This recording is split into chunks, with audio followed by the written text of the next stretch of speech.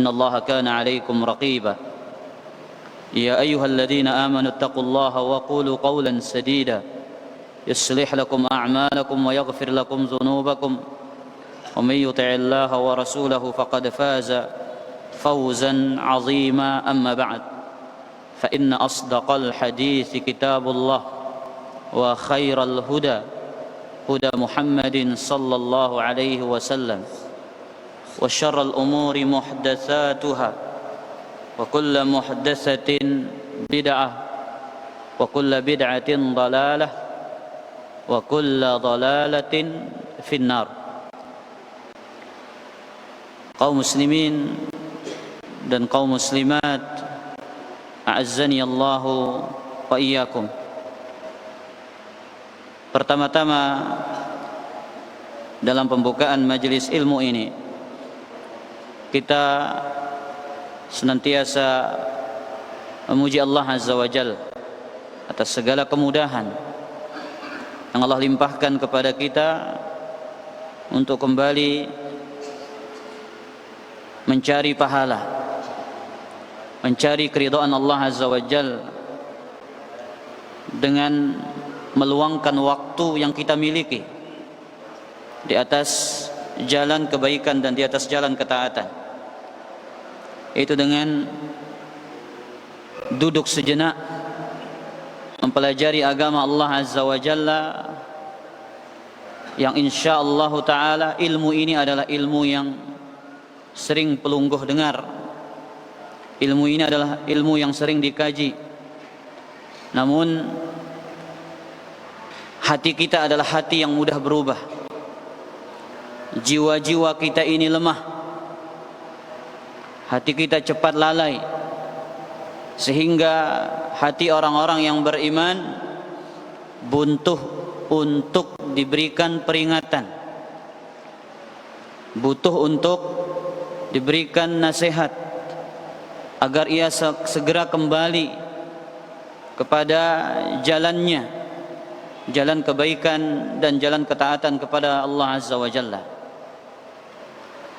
Para jemaah yang dimuliakan oleh Allah, kita akan mengambil satu hadis dari hadis Nabi sallallahu alaihi wasallam, satu pesan yang diriwayatkan oleh Uqbah bin Amir radhiyallahu taala anhu.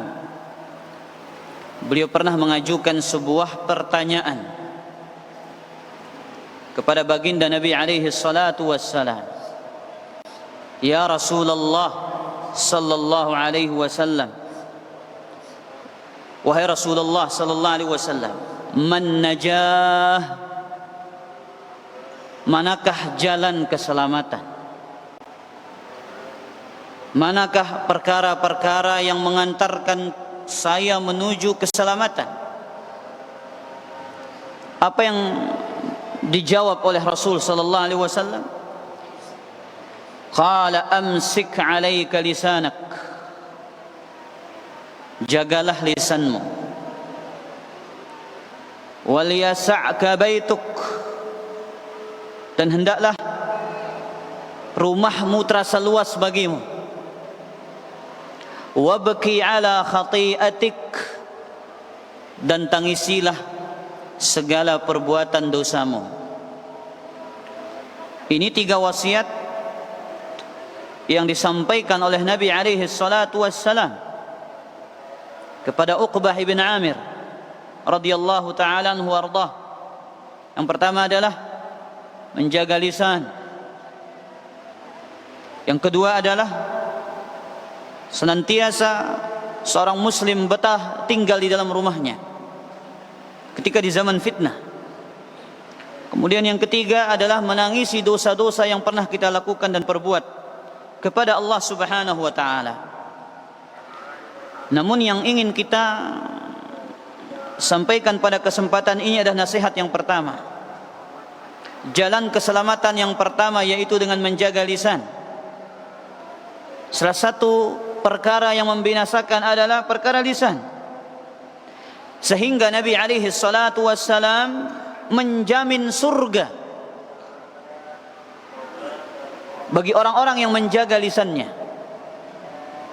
Jaminan ini datang dari Rasul alaihi salatu wassalam, yang telah Allah jamin baginya surga, dan beliau sendiri yang menjamin bagi umatnya surga apabila mereka melaksanakan wasiat ini dan nasihat ini. Nabi nasihat niki yaitu menjaga lisan. Makanya kata Nabi SAW, man yadman li, siapa yang sanggup menjamin untukku, ma baina lihyaih, untuk menjaga di antara dua janggutnya, artinya antara kumis dan jenggotnya, yaitu lisan. Barang siapa yang menjamin untukku, ia menjaga lisannya. Wa ma baina rijlaih, dan di antara kedua kakinya, yaitu kemaluannya, adman lahul jannah, maka aku pasti menjamin baginya surga.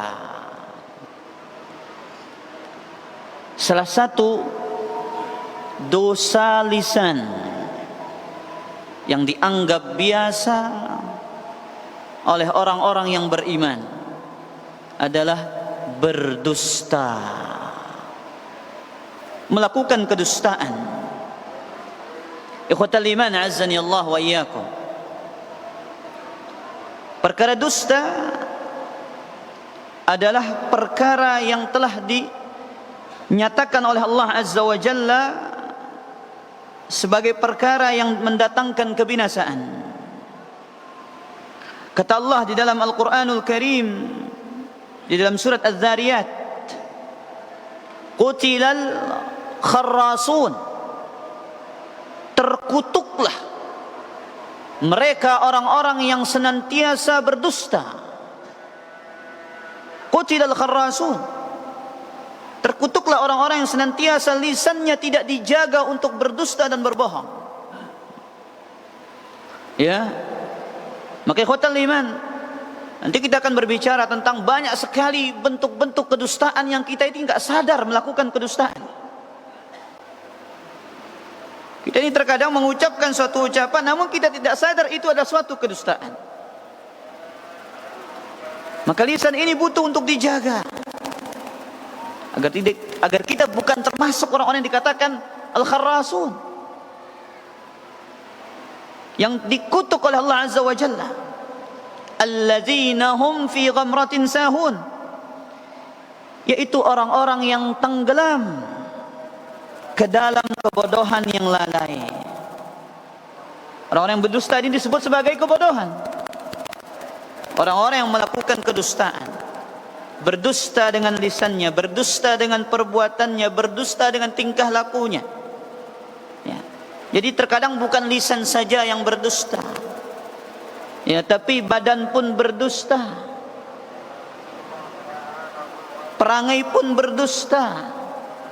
Ya, jadi jangan kita mengira ikhwatal iman bahwasanya hanya lisan ini yang berdusta, tapi badan kita ini juga berdusta.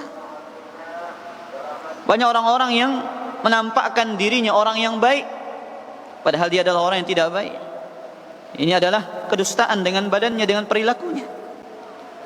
Kemudian juga Allah mengatakan dalam surat Al-Mu'min ayat ke-28, dan ini yang paling mengerikan, innallaha la yahdi man huwa musrifun kadzdzab, sesungguhnya Allah Azza wa Jalla tidak memberikan hidayah kepada orang-orang yang melampaui batas lagi pendusta. Berdusta adalah salah satu sebab terhalangnya seorang hamba dari hidayah. Apabila berdusta menjadi sebuah kebiasaan, menjadi sebuah perangai dan tingkah laku, maka kita berada di sebuah pintu di antara pintu tertutup dan terhalangnya kita dari hidayah Allah Azza wa Jalla. Maka ini renungan bagi setiap jiwa yang mencintai kedustaan, yang suka berbohong, yang suka berdusta. Apa ganjaran mereka? Terhalang dari pintu hidayah Allah Subhanahu wa taala. Kemudian ikhwatal iman azani Allah wa iyyakum, Berbicara tentang kedustaan, banyak sekali hadis-hadis Nabi sallallahu alaihi wasallam yang mengancam orang-orang yang melakukan kedustaan. Di antaranya hadis yang sangat populer, hadis riwayat Imam Al-Bukhari dan Imam Muslim. Kata Nabi SAW, ayatul munafiqi salas, tanda orang munafik itu ada 3. Dan kita semua sepakat di tempat ini, para jamaah yang dimuliakan oleh Allah, pelungguh tiang tidak mau dicap sebagai orang munafik. Tak ada pun orang-orang yang beriman akan rela hatinya dikatakan munafik, karena orang itu santer panas dada itu, para jamaah. Kalau munafik sekena ini yang panas itu, ya gedak kita.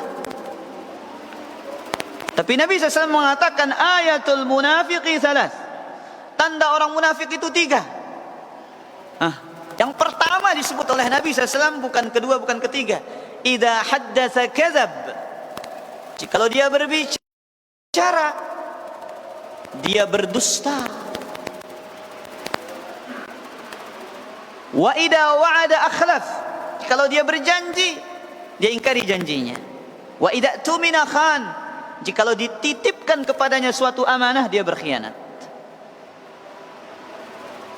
Dalam riwayat yang lain, arba'un man kunna fihi kana munafiqan khalisan.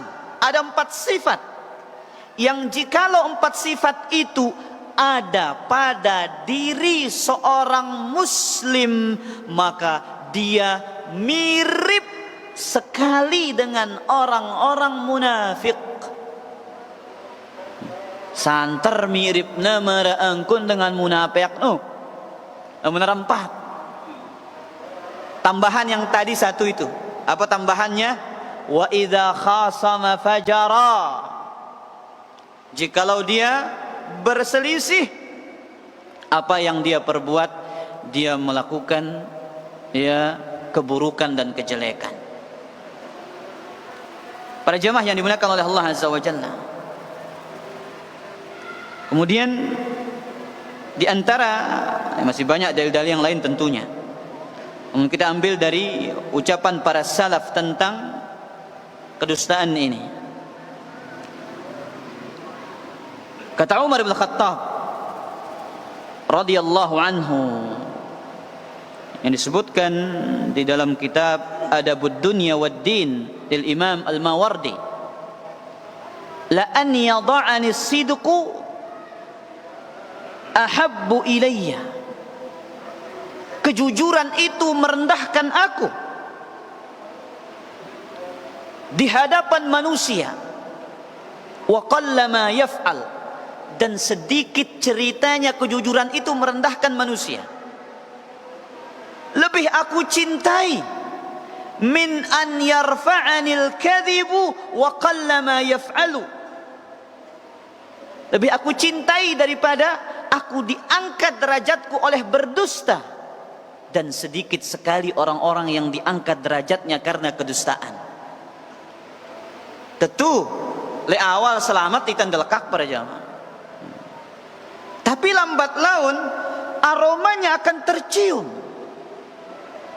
Hari ini dia pintar menyembunyikan, membungkus rapi kedustaannya, tapi lambat laun Allah akan tampakkan dia seorang pendusta. Ya, kita lihat ikhwatal iman, nanti ketika kita membahas, di antara bentuk kedustaan adalah al-kadhibus siyasi, kedustaan dalam politik. Ya, ketika belum naik janji-janji banyak, tapi kalau udah naik hilang semua janji itu. Ya, akan tercium lambat laun. Dan banyak orang memilih berdusta. Kenapa? Seolah-olah berdusta itu akan mengangkat derajatnya. Dan orang sedikit memilih untuk apa? Jujur, karena dia takut seolah-olah jujur itu akan merendahkan dirinya. Padahal tidak. Tidak pernah ceritanya jujur akan merendahkan, tapi sebaliknya jujur akan selalu mengangkat derajat seorang hamba. Baik, kemudian ucapan Abdullah bin Mas'ud radhiyallahu taala anhu, a'zamul khataya al-kadhib, di antara dosa yang paling besar adalah berdusta. Dosa yang paling besar adalah berdusta. A'zamul khataya al-kadhib. Tentu berdusta ini satu sama lain ada tingkatan-tingkatannya. Ya.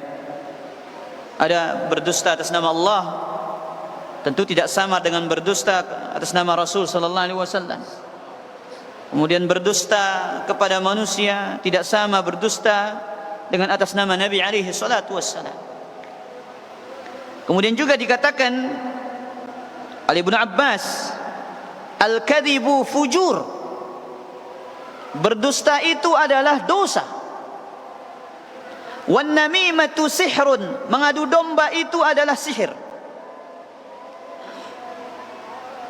Abu Gabang, paham tidak?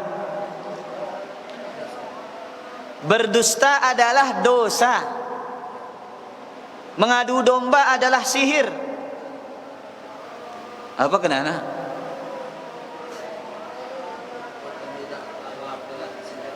Oh iya no. Nyeda akhlak dengan si sihir no, no. Iaran lauk kanca daya ini. Timu kanca barat, dewan badait masih. Tuan, apa karena adu domba adalah sihir? Apa maksudnya? Hah? Saling ganggu?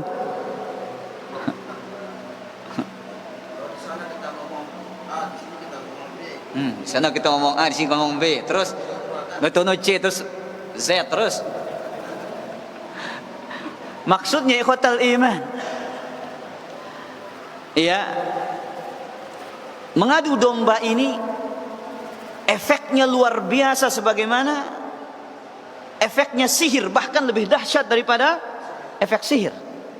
Sihir itu butuh baca mantra, 1 kali sihir belum tentu berhasil, 2 kali sihir belum tentu berhasil.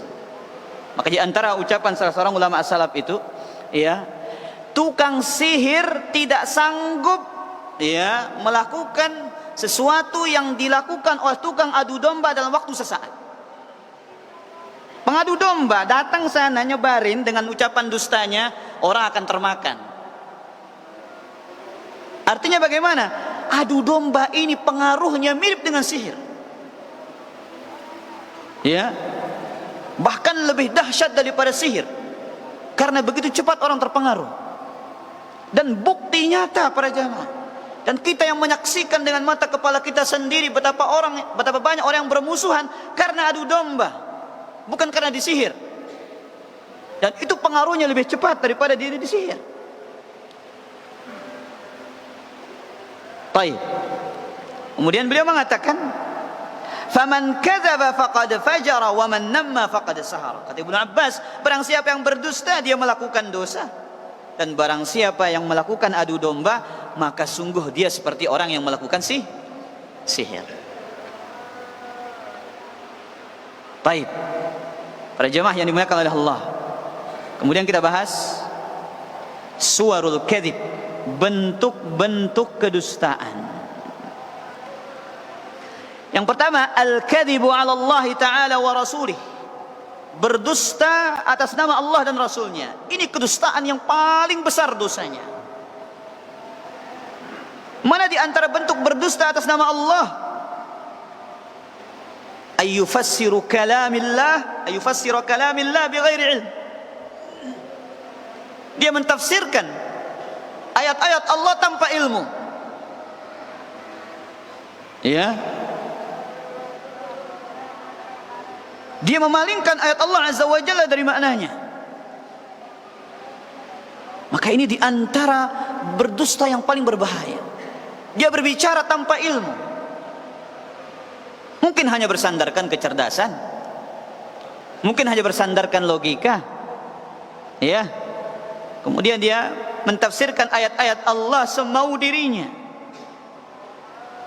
Tidak pernah salaf berbicara tentang itu. Rasul tidak pernah mentafsirkannya seperti itu. Para ulama tidak pernah mentafsirkannya seperti itu. Namun dia berani mentafsirkannya seperti itu. Dia mentafsirkan ayat Allah bukan seperti yang diinginkan oleh Allah dan Rasulnya. Ini berdusta atas nama Allah dan Rasulnya. Makanya Allah katakan dalam surat Al-An'am, وَمَنْ أَظْلَمُ مِمَّنِ افْتَرَى عَلَى اللَّهِ كَذِبًا. Siapakah orang yang paling zalim daripada orang-orang yang mengada-adakan kedustaan atas nama Allah Subhanahu wa taala? Kan di antara para ahli tafsir mengatakan la ahad a'zamu zulman wala akbaru jurman mimman kadzaba 'ala Allah. Tidak ada manusia yang paling zalim, tidak ada manusia yang paling besar kejahatannya daripada mereka yang berdusta atas nama Allah Azza wa Jalla. Kalau menurut kata apa tafsiran ayat ini, wallahu a'lam, daripada tengarang-arang selamat kita. Apa kerana hadis ini wallahu a'lam, ya selamat pada jangan ketimbang tagin mikir-mikir coba nih tiba tafsiran lah ya, coba ngetes oh coba nih menurut aku jangan nih kan. Oh jangan coba-coba kalau ayat Allah Azza wa Jalla. Ya. Pokoknya pasti akan bikin ribut padanya kalau tafsirannya aneh-aneh ini beribut. Nih. Baik. Kemudian berdusta atas nama Nabi SAW. Ini banyak ini. Dai-dai ini banyak yang melakukannya. Nyampaikan hadis palsu. Dia tahu itu palsu, kemudian dia menyampaikannya, dia berdusta atas nama Nabi SAW. Apalagi tanpa menjelaskan itu adalah hadis yang palsu. Banyak firaq pada jamaah, banyak kelompok-kelompok dalam Islam ini, Mu'tazilah, Jahmiyah. Tapi ada satu kelompok yang membolehkan riwayat hadis palsu, enggak sahih. Apa namanya? Al-Karramiyah. Salah satu kelompok Murji'ah. Apa kata mereka? Kanggo boleh kita berdusta demi Rasul, katanya. Kami berdusta demi Nabi, bukan atas nama Nabi SAW. Cekat demi alasan demi Nabi ini katik nepaju dengan kau ibadah. Padahal agama ini nggak butuh kepada orang-orang yang berdusta untuk melariskan agama ini, untuk menyebarkan agama ini. Nggak butuh agama ini. Makanya dalam pembahasan ahli hadis ketika membahas tentang hadis maudhu, hadis palsu, mereka menyebutkan satu kelompok, satu-satunya kelompok yang mengatakan bolehnya meriwayatkan hadis palsu dalam bab at-targhib wa tarhib, katanya. Dalam anjuran dan dalam ancaman. Kanggo mana? Yuk, karena kanggo kami berdusta demi Nabi, bukan atas nama Nabi SAW. Kalau ada yang beralasan seperti ini, maka mereka merujuk kepada kelompok siapa? Mazhab Karramiyah, pengikut dari Muhammad ibn Karram as-Sajistani. Para jemaah yang dimuliakan oleh Allah, makanya juga dalam pembahasan ilmu hadis ada pembahasan hadis maudhu dan hadis matruk namanya. Ini dua pembahasan kaitannya dengan berdusta. Perawi yang berdusta pasti disebut hadisnya maudhu. Ada perawi yang disebut muttahamun bil kadzib, dituduh berdusta, tertuduh ndelka. Tertuduh. Apa maksudnya? Dia berdusta dalam ucapannya sesama manusia, lagu ya dadalkak dalam hadis Nabi SAW, tapi nggak berdusta dalam hadis. Kalau menyampaikan hadis dia jujur, tapi kalau dia berbicara dengan sesama manusia dia berdusta. Para ulama menyebut hadisnya dengan matruk. Maudhu nomor 2 matruk. Lihat para jamaah yang dimuliakan.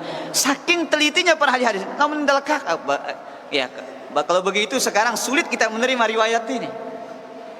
Ya mungkin dalam hadis kita jujur, tapi kalau ucapan kita sama manusia kita nggak jujur, pasti kita jatuh dalam ilmu hadis itu muttahamun bil kadhib, dituduh apa? Berdusta. Baik. Kemudian di antara bentuk kedustaan kepada Allah juga mengaku kenabian. Ya. Kata Nabi SAW, la taqumus sa'ah hatta yub'atsa dajjaluna kadzdzabuna qariban min 30 kulluhum yaz'amu annahum rasulullah. Tidak akan datang hari kiamat sampai diutusnya 30 pendusta dajjal. Hampir jumlah mereka 30 yang mengaku sebagai utusan Allah. Ke Indonesia ini arak ngaku ndah layak. Saking hebat. Kalau aku saking bodoh manusia ini larak doang milu pada jamaah. Inilah menunjukkan kesesatan itu pasti ada pengikutnya. Yang kesesatan yang dihiasi dengan kebodohan ada saja pengikutnya. Coba lihat sekarang yang lagi viral itu. Ada pengikutnya para jamaah. Apalagi kesesatan yang dibumbui dengan dalil. Apalagi kesesatan yang dibumbui dengan apa? Dalil. Plus retorika, plus kecerdasan, kehebatan, masya Allah. Makin laris. Makin banyak orang tertipu dengannya. Nas'alullah salamul afiyah. Maka yang menyelamatkan kita adalah al-ilm, ilmu agama yang kuat dan kokoh ini. Kemudian yang kedua, al-kadhibu fil hadithi bainan nas. Berdusta dalam ucapan di antara sesama manusia. Berata-rata ini jaksa tidak selamat ini para jamaah. Kah, telui-lui nangka introspeksi diri ini. Ya, kita bertaubat kepada Allah Azza wa Jalla. Wah, ida mangan, wah. Lah dia semel. Gara-gara dia semel ini para jamaah. Wah, kepe mangan. Ya, apa masih dekat? Dik man. Belum katanya. Tapi dia menyembunyikan apa? Lapar dan kedustaan. Dua sebut ini. Ita nyebut lapar, kanca berdusta. Makanya khawatir iman azani Allah wa iyyakum. Di sini pentingnya kita belajar agama. Ada bab yang disebutkan oleh para ulama namanya at-tauriyah awit ta'rid. Apa terjemahan yang pas? Saya belum mendapatkan terjemahan yang pas ini. Tauriyah dan ta'rid bahasanya. Artinya kita menggunakan kata yang multi tafsir. Kita pahamnya A, orang yang mendengar pahamnya B. Oke, coba ayo cekat nerjemahan dulu ini. Sangat pelungguh ini kita tahu nerjemahan. Bahasa syariatnya tauriyah atau ta'rid. Ya, daripada kita berbohong pakai ini, tapi juga ketika butuh. Ingat ini digunakan ketika butuh, bukan berlebih-lebihan dalam menggunakannya. Contoh dalam hadis Nabi SAW. Ya, suatu ketika Nabi SAW menggonceng Abu Bakar menuju kota Madinah. Kisah hijrah ini, kisah hijrah itu. Jadi Abu Bakar orang yang dikenal, tidak ada yang tidak mengenal sosoknya Abu Bakar Siddiq radhiyallahu anhu. Abu Bakar ini orangnya viral, namanya tersohor. Sedangkan Nabi pada saat itu tidak semua orang mengenalnya. Maka dikatakan wa nabiyullah syabun la yu'raf. Nabi SAW adalah seorang pemuda yang tidak dikenal pada saat itu. Kemudian di perjalanan ketika hijrah itu ada orang berjumpa dengan Abu Bakar. Fayaqulu ya Aba Bakrin ma hadzal rajulu, wahai Abu Bakar, ai kenene. Siapa lelaki ini? Pertanyaan laki ini. Ini nama tauriyah. Perhatikan gaya bahasa tauriyah para jamaah. Hadzal rajul yahdini sabil. Lelaki ini yang sebagai penunjuk jalanku. Yang bertanya memahami tur leader ini. gaetnya Abu Bakar. Padahal maksudnya Abu Bakar adalah radhiyallahu anhu adalah apa? Yang menunjuki kepada hidayah. Jalan hidayah. Nah, ini apa namanya? Ta'rid atau tauriyah. Kisah tabi'in juga. Ayyub As-Sukhtiyani atau Qatadah bin Di'amah, antara dua ini saya lupa secara pasti. Ketika itu raja, khalifah pada saat itu senang sama dia para jamaah. Ngobrol sama tabi'in ini sangat senang. Sehingga dia dihadirkan di istananya untuk ngobrol dengan dia. Akhirnya minta izin, wahai khalifah, Amirul Mukminin, izin pulang katanya. Oh, diam dulu katanya. Enggak boleh kamu pulang. Oh, saya izin untuk kembali katanya. Saya izin untuk kembali. Ini bahasa tauriyah. Akhirnya pinter, dibawa sandalnya, ditaruh depan pintu istana itu. Pulanglah dia, balik lagi, ambil sandalnya pulang. Betul apa dia kembali dia? Iya. Berbohong apa enggak ini? Ini bukan berbohong, ini namanya tarid. Ini namanya tauriyah. Taib. Contoh lain para jamaah.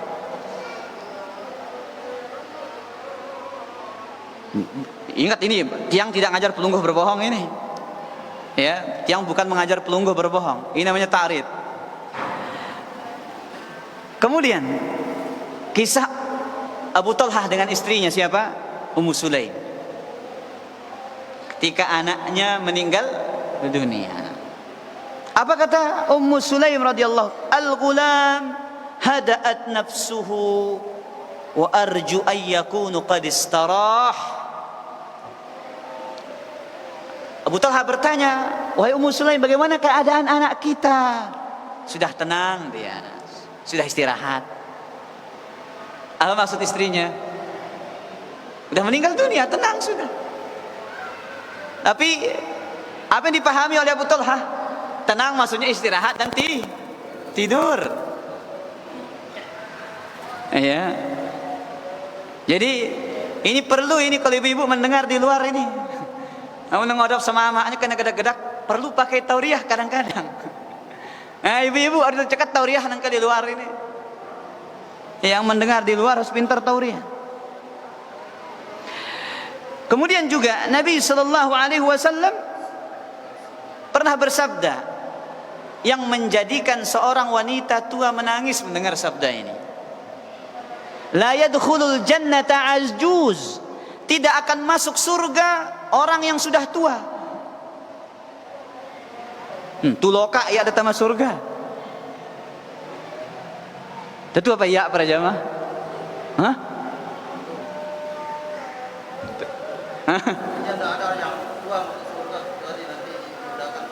Masya Allah. Pas jawaban ini. Jadi tidak akan ada yang masuk surga orang tua, betul. Kan sudah kita sebutkan, sering saya bahas di pembahasan, ada pembahasan khusus tentang surga. Ya, ahlul jannati abna'u salasin wa salasin wa salasin. Penghuni surga itu umurnya 30 sampai 33 tahun. Tidak ada yang tua. Nah, makanya ada yang mendengar hadis ini dia menangis para jamaah. Ya, padahal bukan maksud Nabi SAW seperti itu. Tapi Nabi memaksudkan apa? Penghuni surga itu semuanya adalah orang-orang yang orang-orang yang muda. Ini namanya apa? Tauriyah. Ini banyak contoh-contohnya dalam hadis Nabi SAW. Begitu juga kisahnya dalam Al-Quran, kisah Nabi Ibrahim.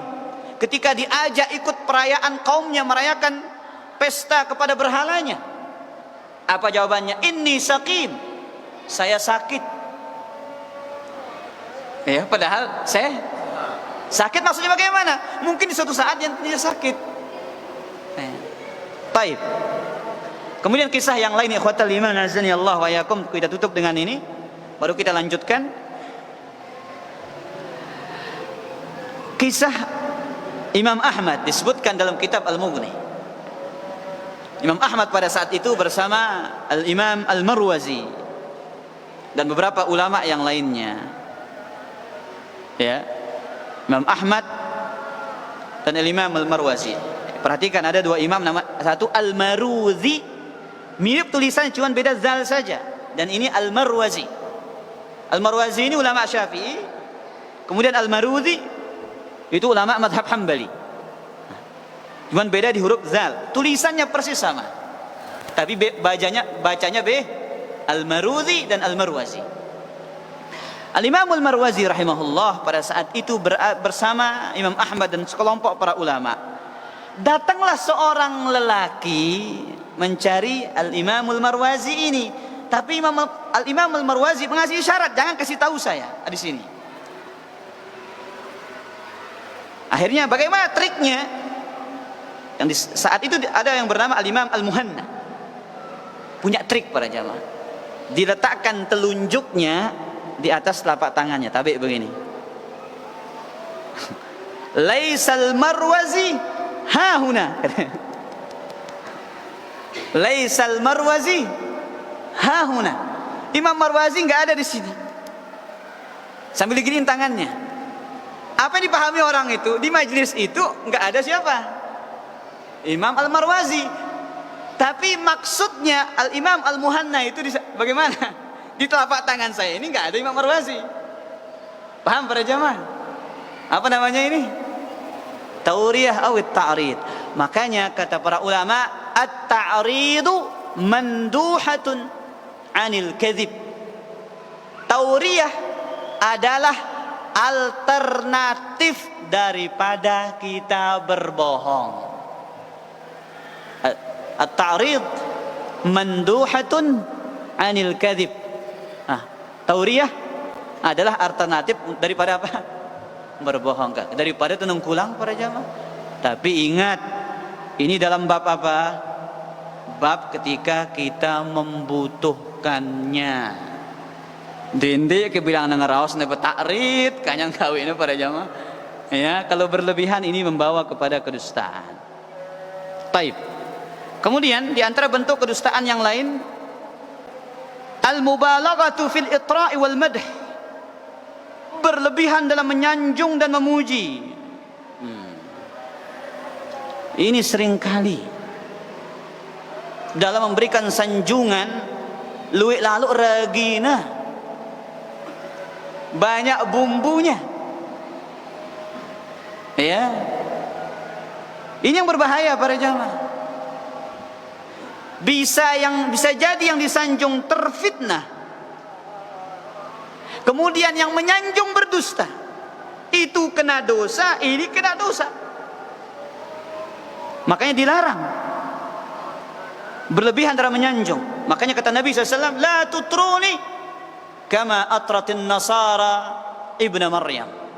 Jangan kalian berlebihan dalam menyanjungku, sebagaimana orang-orang Nasrani berlebihan dalam menyanjung dan memuji Nabi Isa alaihi salam. Ya, karena seringkali sanjungan yang berlebihan membawa kepada sifat ujub dan riya, dan hati manusia ini lemah. Tidak ada yang ceritanya orang itu kuat terhadap sanjungan, tidak ada. Karena kita ini semua haus pujian. Fitrah manusia benci celaan, dan fitrah manusia cinta kepada pujian. Timak cengi pegawaian para jamaah niki lagu arak kita deman ta sumpah senak para jamaah. Enggak ada. Ada yang senang dicela? Enggak ada, kita senang dicela. Meskipun kita melakukan perbuatan tercela, pasti kita marah kalau dicela.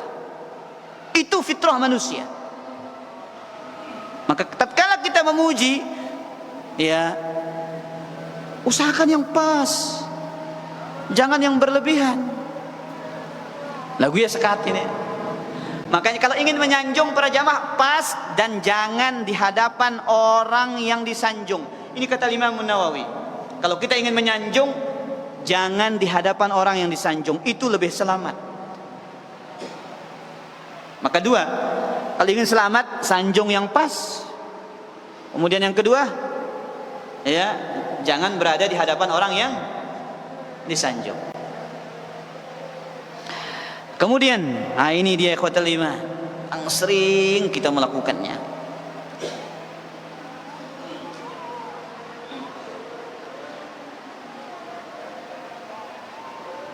at-tahdits bi kulli ma sami'. Menyampaikan pembicaraan dengan segala apa yang kita dengar. Atau membeo. Burung beo itu semua didengar, situ disampaikan. Maka kata Nabi SAW, kafa bil mar'i kadhiban an yuhadditha bi kulli ma sami'. Cukuplah seorang dikatakan berdusta, dia menyampaikan segala apa yang dia dengar. Ini salah satu bentuk kedustaan yang kita ini tidak sadar itu adalah kedustaan. Berita sampai di WhatsApp sampaikan, padahal itu dusta. Tiba-tiba hoax, ya, berita bohong, baru oh ternyata afwan. Nah. Wah, pelih baru afwan para jamaah. Ya, udah kedung jadinya. Kita harus pandai memilah dan memilih. Tidak semua yang kita dengar harus kita bicarakan. Maka ini prinsip yang diajarkan oleh agama Islam ini, ikhwatal iman. Apa prinsipnya? At-tatsabbut wat-tabayyun. Memilah dan memilih, cari kebenaran. Jangan sembarangan berbicara. Tidak semua yang kita dengar harus kita sampaikan. Tidak semua yang kita dapatkan, kita baca harus kita bicarakan, tidak semuanya. Kemudian ikhwatal iman, di antara bentuk berdusta yang lainnya, al-kadhibu 'alal aulad. Berdusta kepada anak-anak. Nah, ini banyak kita orang tua yang jatuh ke dalam kedustaan ini. Anaknya nangis, janji beliin mainan. Ya. Nah, ini bahaya ini. Kau nangis, balik kau di kepeng. Lagu bareh urang nyade kepeng para jamaah. Ini berdusta kita itu. Hati-hati. Ya. Maka tidak jarang kita ini sebagai orang tua meremehkan. Maka tiang pribadi para jamaah yang dimuliakan oleh Allah Azza wa Jalla. Ya. Kalau berjanji saya catat itu di HP itu. Kepada anak-anak itu. Ya, saya sudah berjanji beli ini. Kenapa? Biar tidak berdusta nanti. Ya. Pernah kita lupa yang namanya anak itu terkadang jeli kepada kita ke orang tua. Yang namanya anak kecil ceplas-ceplos ngomongnya. Ya, katanya Abi tadi bohong, katanya janji mau beliin kita ini. Ditegur kita. Alhamdulillah kalau ditegur. Jangan marah kalau ditegur para jemaah. Ya. Tenang jemaah, aku beli yang Honda ngana mah. No, janji beli Honda lagu. Tahu-tahu buat kayaknya kan susah itu para jamaah itu. La ilaha illallah. Kemudian disebutkan juga oleh para ulama, ya, di antara bentuk kedustaan, sudah Hasan ini? Baik. Di antara bentuk kedustaan, al-kadhibus siyasi. Kedustaan dalam pintu politik. Ya, macam cerdas, jujur, ramah, adil. Subhanallah. Ya Rabbi ya Karim. Jarang kita jumpai orang-orang yang ingin betul-betul apa? Cuman ini loh saya nyalon selesai. tapi pasti ada apa? Embel-embel. Padahal itu adalah kedustaan kalau tidak ditepati. Dia tepati, alhamdulillah, dia jujur. Tapi kalau dia tidak tepati, dia berdusta. Makanya di antara kaidahnya orang-orang yang ingin memperjuangkan Islam melalui pintu politik ini apa katanya? Al-ghayah tubarrirul wasilah. Ya, tujuan menghalalkan segala cara. Nas'alullah salam wal afiyah. Ya. Islam tidak pernah mengajarkan tujuan menghalalkan segala cara, tapi tujuan ya dicapai dengan cara-cara yang diajarkan oleh agama Islam. Tapi para jamaah yang dimuliakan oleh Allah, karena sudah ya alarm berbunyi, silakan kita azan dulu.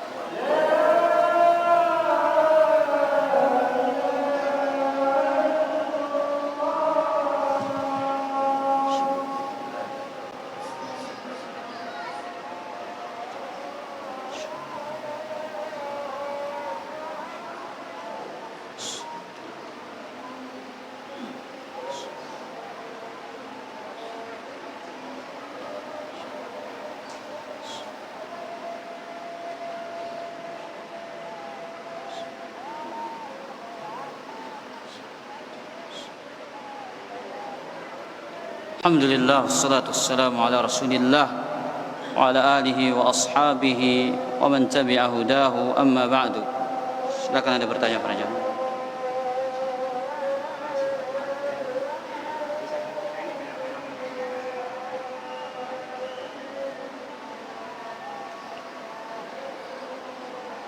Terkadang lisan kita menyakiti orang lain. Apakah termasuk dosa besar? Para jamaah yang dimuliakan oleh Allah Azza wa Jalla, kalau lisan kita menyakiti dengan mencelanya adalah dosa besar. Sebagaimana kata Nabi SAW, sibabul muslimi fusuq, mencela seorang muslim adalah kefasikan, ya. Wa qitaluhu kufr, dan membunuhnya adalah kekufuran, ya.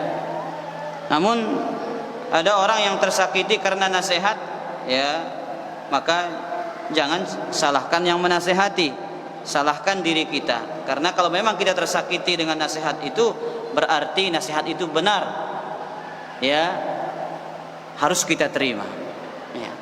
Nasihat terkadang memang pahit untuk diterima, namun tatkala kita memang salah dan nasihat itu terkadang menyakitkan bagi kita, maka kita bersabar untuk menerimanya.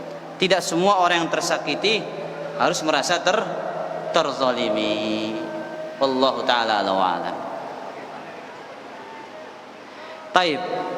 Sifat marah adalah sifat yang membawa kepada banyak keburukan. Banyak orang yang membunuh karena marah. Banyak orang yang mendoakan anaknya kejelekan karena marah. Banyak orang yang menceraikan istrinya karena marah, dan kejelekan-kejelekan yang lainnya. Keluar sumpah serapah, kata-kata yang tak pantas, ya, karena marah. Makanya kata Nabi sallallahu alaihi wasallam, ya, apa kata beliau? La taghdab walakal jannah. Jangan marah, bagimu surga. Ya, karena mengontrol sifat marah dan emosi ini diantara ibadah yang sulit. Jadi ibadah yang sulit itu banyak, diantaranya adalah, salah satunya adalah sabar.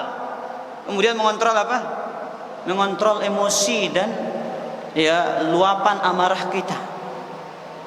Makanya Nabi mengatakan laisa syadidu bisur'ah. Bukan termasuk orang yang kuat, orang yang pintar, ya, bergulat. Wa innamas syadidu man yamliku nafsahu indal ghadab. Tapi orang yang kuat itu mampu menahan emosinya, amarahnya tatkala dia marah. Itu orang yang kuat. Nah, Allah Ta'ala a'lam. Telu kah?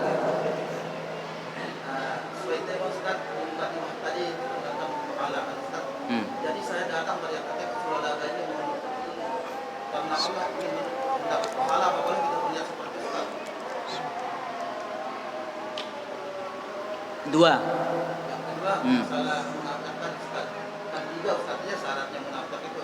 Tapi di antara dia itu ada kurang setengahnya kita lakukan Ustaz. Tidak sampai setengah, kurang dari setengah. Contoh? Contohnya kita dari Mataram Ustaz. Nah, di TV orang buang 100.000. Kan jauh, kita pakai beli bensin 10.000 Ustaz. Tambah munafik namanya Ustaz. Ilah. Tapi pertanyaan pertama, ya, kita menuntut ilmu mengharapkan pahala, apakah salah? Ya tidak salah. Memang kita ini berjuang untuk mendapatkan apa? Pahala dengan ketaatan. Karena Allah menjanjikan pahala bagi kita. Ya, banyak amalan-amalan yang dengannya Nabi SAW memotivasi kita untuk melakukannya dengan pahala yang besar. Amalan-amalan ringan tapi pahalanya besar, seperti itu. Maka tidak ada salah apabila seseorang menuntut ilmu dan mengharapkan pahala. Karena itulah bagian dari keikhlasan. Sudah semoga bang. Kemudian yang kedua katanya, apakah termasuk kita munafik ketika kita dititipin uang sekian atau 50.000 katanya, kemudian dari Mataram kita pakai beli bensin 10.000 katanya, kita kasih dia 40, ya jelas di situ ada sifat kemunafikan.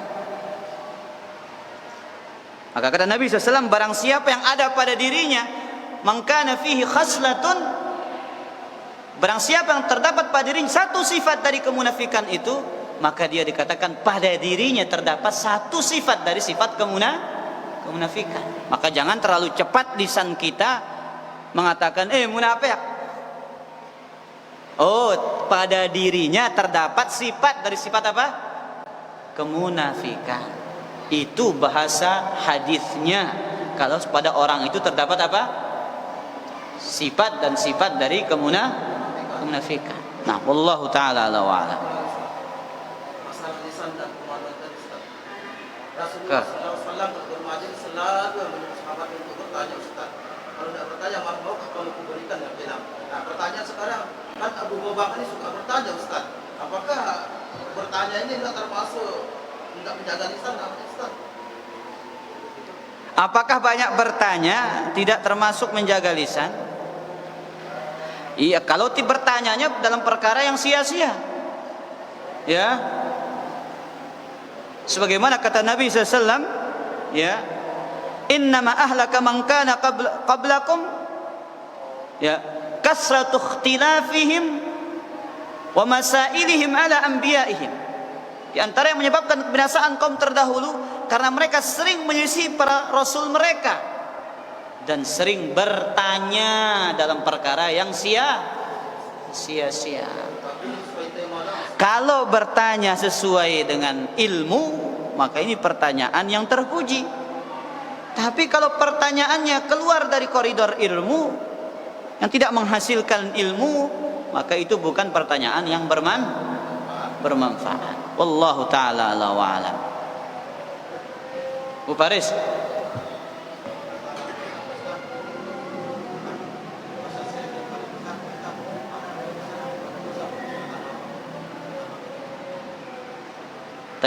Tentang dosa syirik, ya, dan dosa berdusta atas nama Allah Azza wa Jalla. Manakah yang lebih besar dari kedua dosa tersebut? Para jamaah yang dimuliakan oleh Allah Azza wa Jalla, ya, dosa syirik sudah jelas ancamannya. Innallaha la yaghfiru an yushraka bihi wa yaghfiru ma duna dzalika liman yasha. Sungguhnya Allah Azza wa Jalla tidak mengampuni dosa orang-orang yang mempersekutukannya dan mengampuni dosa selainnya. Ada orang yang berdusta atas nama Allah mungkin karena kejahilan, mungkin karena kebodohan, atau mungkin karena syubhat, ya. Oleh karena itu ikhwatal iman, yang saya tahu ilmunya yang paling besar tetap adalah dosa apa? Kesyirikan kepada Allah, meskipun ada sebagian para ulama mengatakan di antara dosa yang besar juga adalah berdusta atas nama Allah Azza wa Jalla. Wallahu taala ala wa alam.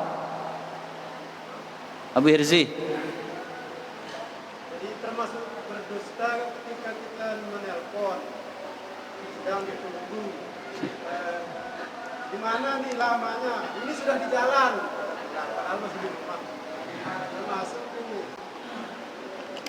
Apakah termasuk kedustaan ketika kita ditelepon, katanya, ya, lagi di mana? Lagi di jalan, padahal masih ontek-ontek lebali, ya, masih duduk di rumah, ya jelas berdusta. Tidak dilakukan lagi, itu berdusta. Dan ini banyak kita melakukannya. OTW katanya, padahal masih mandi di Bali pada jamaah. Oh, nyawanya pada jamaah. Ya, ini diantara pintu-pintu kedustaan. Hati-hati. Berdusta cuman boleh pada 3. Ya, 1, pembicaraan suami kepada istri, istri kepada suami. Engkau wanita paling cantik di atas muka bumi ini. Ya, katanya senang ngatin angan senina atau engkau wanita yang paling ingas, katanya. Padahal masih luwe ingas. Ya, tengodop ya ukuran. Nah, ini bukan termasuk kedustaan. Kemudian wal kadhib fil harb, berdusta dalam perang. Kemudian liyusliha bainan nas, untuk apa? Mendamaikan orang yang bersengketa, berkelahi. Itu baru boleh. Yang lain itu jangan. Jangan coba-coba. Kalau mau aman, pakai tauriah. Di mana katanya? Ya. Jangan mengatakan saya di jalan. Tapi betul lagi berdiri, saya di jalan, tapi belum jalan. Nah, itu tidak berdusta. Tapi kalau masih di rumah, lagi di mana? Di jalan. Nah, ini berbohong. Tapi kalau ditanya lagi di mana? Lagi di jalan. Yang mendengar, memahami bagaimana? Sudah jalan. Tapi maksudnya dia berdiri di mana? Di atas jalan. Ya sabir sih. Nah, wallahu taala ala wa alam. Kata Mardi mau ketuaan nih. Dua.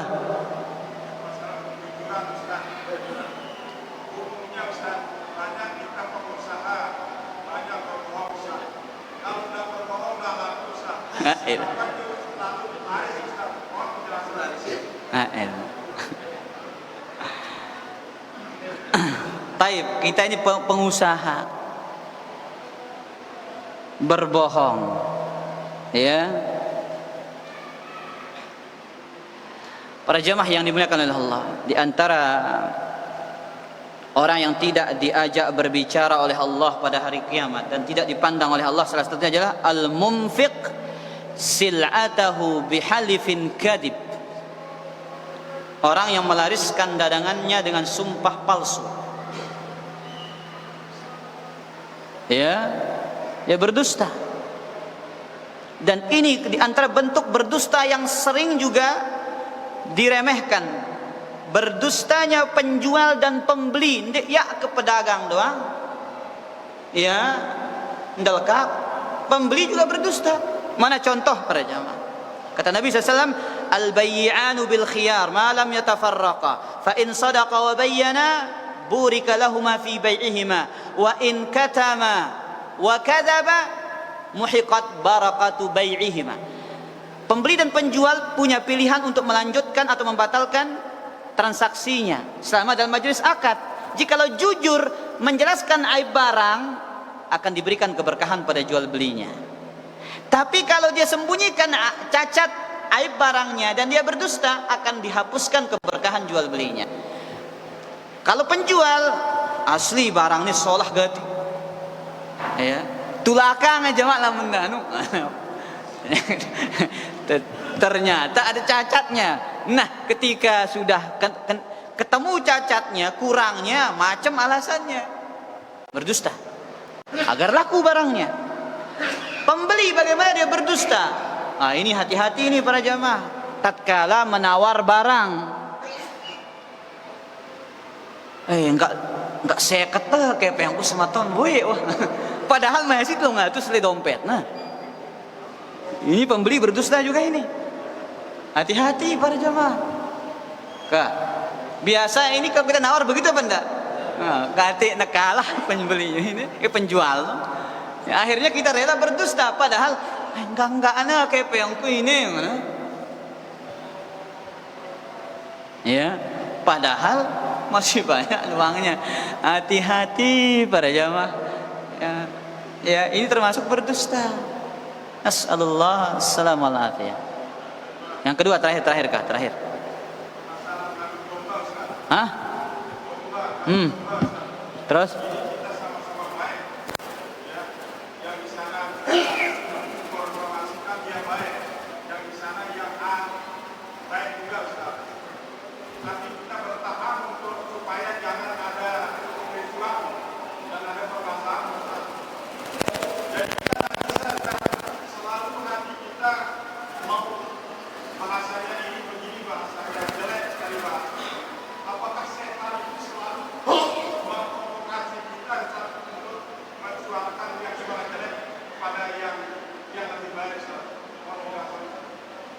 Baik.